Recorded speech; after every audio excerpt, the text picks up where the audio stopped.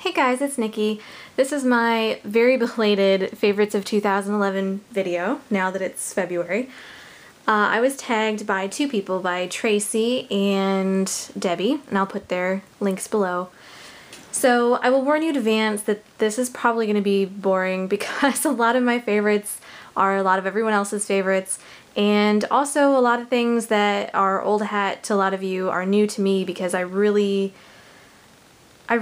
before YouTube, I was kind of sheltered as far as what I knew existed in the scrapbooking world. So I was limited to stuff from, you know, Michaels and Joann's, and I didn't know about all the wonderful things that there are out there, and my wallet was probably happier then, but I'm much happier now that I have all this great stuff to play with. But anyway, I will try to make this quick. So what did I do with my list? Okay, well, first of all, I have to say that number one is, of course, YouTube. And I would have saved this for last because it's kind of like the biggest, you know, most important one for me, but you'll probably hear me say throughout the video that I discovered a lot of this stuff because of watching YouTube videos. So I'm going to start with YouTube. It has opened up a whole new world to me as far as my level of scrapbooking, and it has just been so much fun to get to know you guys and to have people to share this with, because I don't have any crafty, scrappy friends in real life, and my husband is a wonderful guy who will listen to me as long as I want to talk about scrapbooking stuff, but it's all over his head. It's like when he talks to me about poker and hands he played, and I'm just kind of like, yeah, He's happy to listen, but it's not the same as sharing it with someone who gets excited about it like you guys do. So I have to go with YouTube as my number one. And number two would be adhesives, which, of course, the ATG gun, which I resisted for the longest time because I saw this and everyone was using it, but I thought, it is so big. Why would I want to switch to this and have it take up all that space? But I caved, and now, of course, I love it. I could not do without it.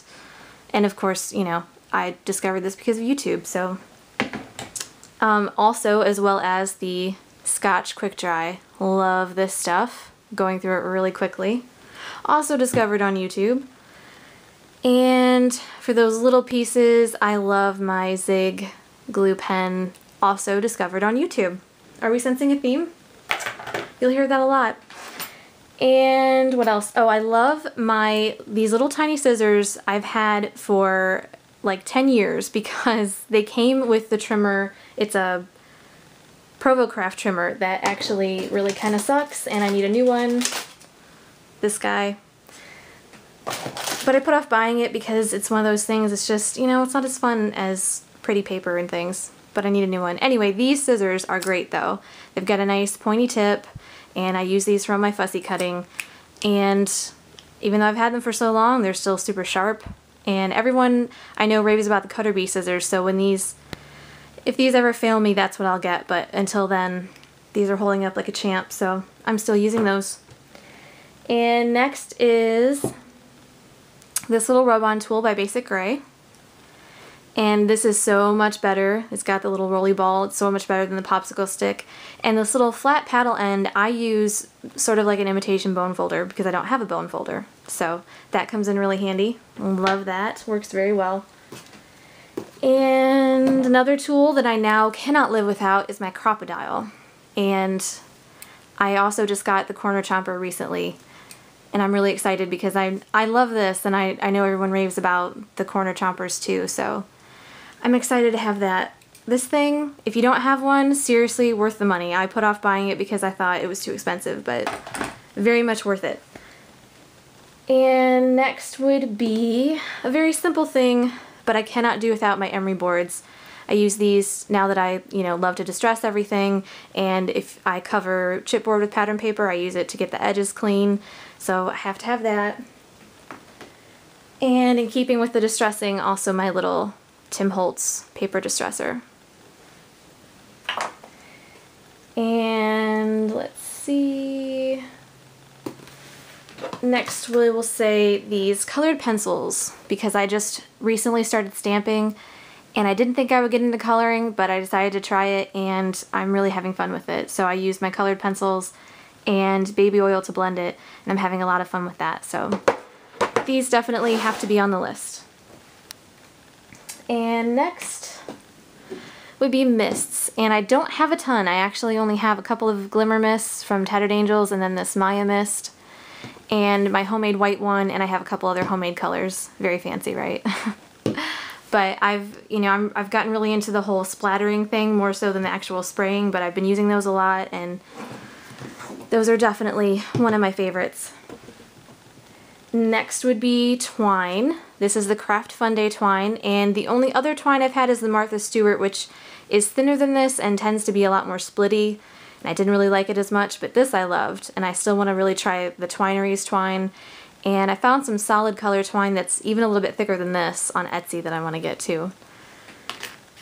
So there's that. And next would be alphas. As you know, if you've seen my recent videos, I'm loving the tiny alphas. This is Cosmo Cricket, and these are making memories. I actually got these at Kroger for like $1 a piece. So I'm loving those, and need I say more? I don't think that needs an explanation.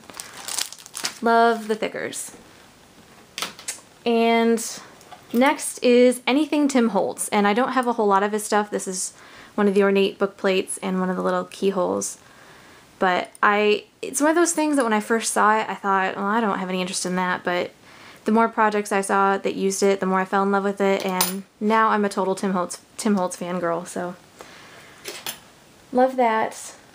And next, this is my baggie of corrugated little cardboard pieces, and I've had this also for 10 years. My aunt gave me this when I first started scrapping. I have no idea where it came from, and I used it a couple times when I first got it, and then, you know, for the most part it's been sitting in a drawer until recently. So it's just, you know, there's these frames with these little shapes. This one I had used on a project, so there's a few different colors and shapes and things, and now that corrugated stuff has become popular, I've been digging way back into my stash to pull this out, so that is one of my favorites.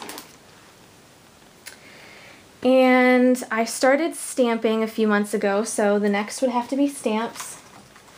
And some of my very favorites, I do like the clear stamps because I like being able to see what I'm doing. This is the Butterfly Garden set from Pink Paisley, which I love. But I'm also really, really loving all of my Unity red rubber stamps, which I have quite a few of now. They are just really probably the best in terms of quality that I've used. They stamp perfectly, and I just love them. So definitely on my favorites. And if you're going to stamp, you of course have to have ink. And especially if I'm coloring, I love the Tuxedo Black Memento ink. And I'm also really loving the Distress inks, for which I have to have my little tool and all the little foam pieces that go with that. And next would be flowers. My favorites of which, of course, are from Wild Orchid. I love these roses.